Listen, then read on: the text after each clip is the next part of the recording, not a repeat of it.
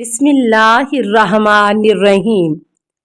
السلام علیکہ یا صاحب العصر والزمان۔ امام علیہ السلام کی شاگرد فقیہ جابر بن یزید جعفی سے 70,000 روایات نقل ہوئی ہیں، جن میں سے اکثر احادیث فقہ اسلامی سے متعلق ہیں۔ اسی طرح آبان بن تغلب سے احادیث کا ایک بہت بڑا مجموعہ نقل ہوا ہے۔ احکام میں زیادہ تر عبادات، عقود و ایقاعات سے متعلق بہت زیادہ روایات جمع کی ہیں۔ فقہ اہل بیت کے موسس اور ناشر کا یہی حق ہے۔ آپ علیہ السلام نے قرآن کریم کی تفسیر کا بڑا اہتمام کیا، اس کے لیے مخصوص وقت صرف کیا۔ اکثر مفسرین نے آپ علیہ السلام سے کسب فیض کیا، اور آپ علیہ السلام نے بعض آیات کی تفسیر میں وارد ہونے والے اپنے آباء و اجداد کی روایات کو مدون کیا۔ قرآن کریم کی تفسیر میں ایک خاص کتاب تحریر فرمائی، جس میں فرقہ جارودیہ کے سربراہ زیاد بن منظر نے روایت کی ہے کہ ہم نے اپنی کتاب حیات الامام محمد باقر علیہ السلام میں وہ آیات تحریر کی ہیں جن کی تفسیر امام باقر علیہ السلام سے نقل کی گئی ہے۔ امام علیہ السلام نے بعض احادیث انبیاء علیہم السلام کے حالات سے متعلق بیان فرمائی ہیں، جن میں انبیاء کا اپنے زمانے کے فرعونوں کے ذریعے قتل و غارت، ان کی حکمتیں، موعظے اور آداب بیان کیے گئے ہیں۔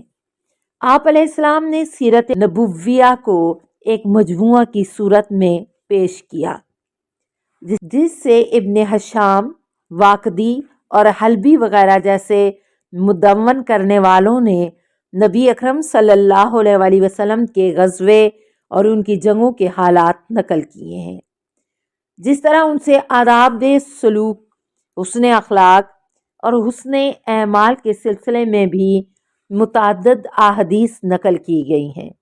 بات شایان ذکر ہے کہ امام محمد باقر علیہ السلام نے مسیحی، ازراقہ، ملحدین اور غالیوں کی جماعتوں سے مناظرے کیے اور مناظروں میں ان کو شکست دی، خود فاتح ہوئے، اور ان سب دشمنوں نے آپ کی علمی طاقت اور اس پر فوقیت کا اعتراف کیا، اور ہم یہ سب اپنی کتاب حیات الامام محمد باقر علیہ السلام میں ذکر کیا جا چکا ہے۔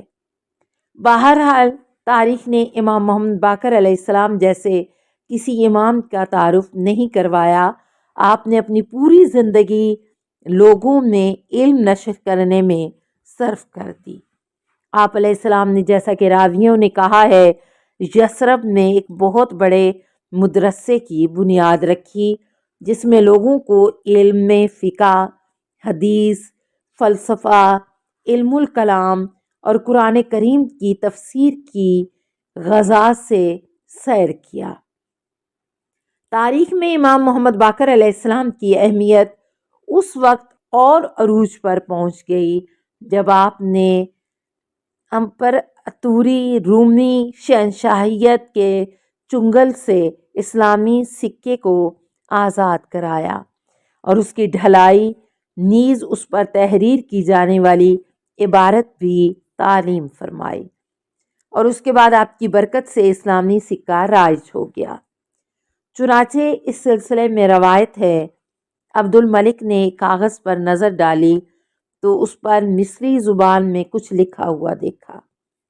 اس کا عربی زبان میں ترجمہ کرنے کا حکم دیا تو وہ عیسائیت کے 3 نعرے، باپ، بیٹا اور روح تھے، تو اس کو اچھا نہیں لگا۔ اس نے اپنے مصر کے گورنر عبدالعزیز بن مروان کو انہیں باطل کرنے کے لیے لکھا اور ان پر حکم دیا کہ سکون پر نعرہ توحید شہد اللہ انہ لا الہ الا ہوا لکھا جائے، اور اس نے اپنے تمام گورنروں اور والیوں کو سکوں پر روم کے نقش شدہ شعار کو باطل کرنے کا حکم دیا، جس کسی کے پاس وہ نقش شدہ شعار ملے اس کو سزا دینے کے لیے کہا۔ ڈھالنے والوں نے سکوں پر یہ شعار لکھا، اس کو پوری مملکت اسلامیہ میں پھیلا دیا۔ بادشاہ روم کو یہ معلوم ہوا تو وہ بہت غصہ ہوا۔ اس نے عبد الملک سے سکوں کو ان کی پہلی صورت میں ہی لانے کے لیے کہا۔ اس نے اپنے خط کے ساتھ ایک ہدیہ عبد الملک کے پاس روانہ کیا۔ وہ ہدیہ عبد الملک کے پاس پہنچا تو اس نے وہ ہدیہ بادشاہ روم کو واپس کر دیا اور اس کے خط کا کوئی جواب نہیں دیا۔ بادشاہ روم نے اور زیادہ ہدیہ روانہ کیا اور دوسری مرتبہ خط میں تحریر کیا کہ وہ سکوں کو اس کی پہلی حالت میں پلٹا دے۔ عبد الملک نے کوئی جواب نہیں دیا اور پھر اس کا ہدیہ واپس کر دیا۔ قیصر روم نے عبد الملک کو یہ دھمکی دیتے ہوئے تحریر کیا کہ میں درہم و دینار کے اوپر نبی کے سلسلے میں ناسزا الفاظ لکھوا کر تمام اسلامی ممالک میں رائج کرا دوں گا اور تم کچھ نہ کر سکو گے۔ عبد الملک نے اپنے تمام حوالی اور موالی جمع کر کے ان کے سامنے یہ بات پیش کی تو روح بن زمبہ نے اس سے کہا، بادشاہ تم بہتر جانتے ہو کہ اس موقع پر کون اسلام کی مشکل کشائی کر سکتا ہے، لیکن عمدن اس کی طرف رخ نہیں کرتے۔ بادشاہ نے انکار کرتے ہوئے کہا، خدا تجھے سمجھے، بتا تو صحیح وہ کون ہے۔ روح بن زمبہ نے کہا، علیکہ بالباقر من اہل البیت النبی، میری مراد فرزند رسول امام محمد باقر علیہ السلام سے ہے۔ عبد الملک نے روح بن زمبہ کے مشورے کا مثبت جواب دیا اور اس نے فوراً مدینہ کے گورنر کو امام محمد باقر علیہ السلام اور ان کے چاہنے والوں کو بھیجنے کے لیے تحریر کیا اور ان کے لیے 100,000 درہم دینے اور ان کے خرچ کے لیے مزید 3 لاکھ درہم اضافہ کرنے کا وعدہ کیا۔ یثرب کے والی نے عبد الملک کی بات کو عملی جامہ پہنایا۔ امام محمد باقر علیہ السلام یثرب سے دمشق پہنچے۔ عبد الملک نے رسمی طور پر آپ علیہ السلام کا استقبال کیا اور اس کے بعد اپنا مطلب بیان کیا۔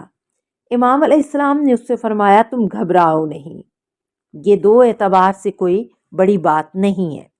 ایک تو یہ کہ صاحب روم نے جو تمہیں رسول اللہ صلی اللہ علیہ وآلہ وسلم کے متعلق دھمکی دی ہے اس میں خدا اس کو آزاد نہیں چھوڑے گا، یعنی وہ جو چاہے کرے۔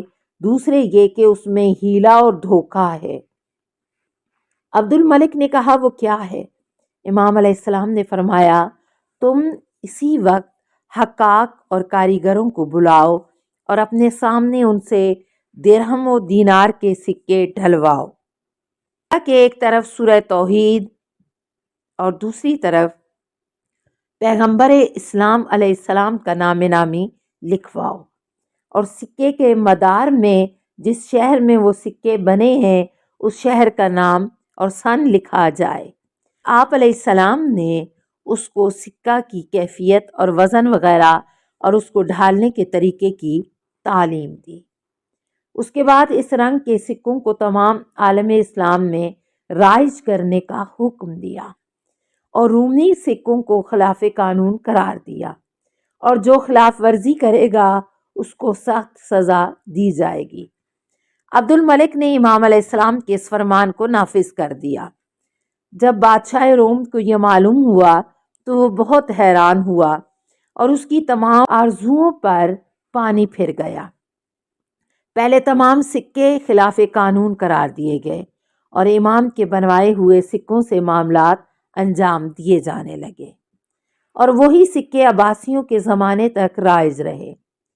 عالم اسلام نے امام محمد باقر علیہ السلام کا ممنون کرم ہے کہ امام نے اس پر احسان کیا اور اس کو روم کا غلام بننے سے نجات دی اور حاکم اسلام سے اسلامی ملک میں مستقل طور پر اسلامی نعرہ ایجاد کر دیا۔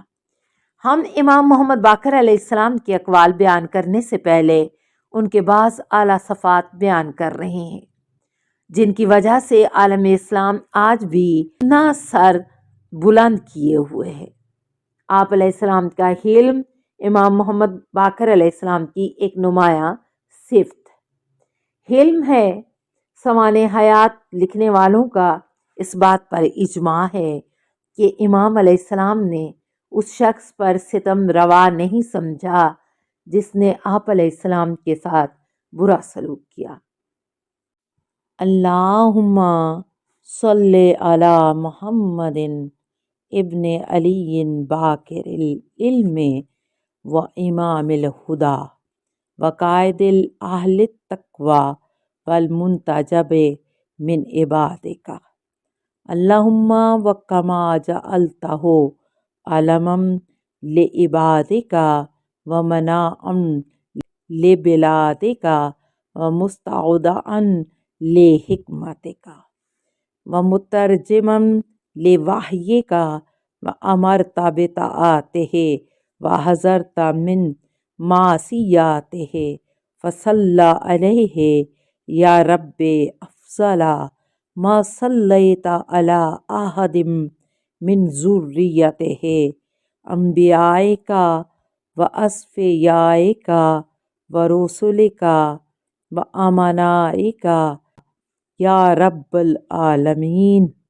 اللہم صلی علی محمد و آل محمد